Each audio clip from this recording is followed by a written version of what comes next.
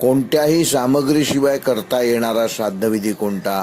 कोणाच्याही मदतीशिवाय, म्हणजे अगदी गुरुजी नसताना देखील, घरात एकही व्यक्ती नसताना देखील तुम्ही श्राद्ध करू शकता का?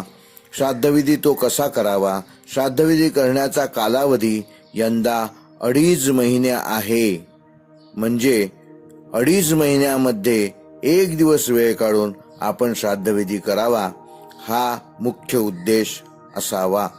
2 सप्टेंबर 2020 ते 15 नोव्हेंबर 2020 असा तो 2.5 महिन्याचा कालावधी आहे, जो दरवर्षी सरासरी 2 महिनेच असतो.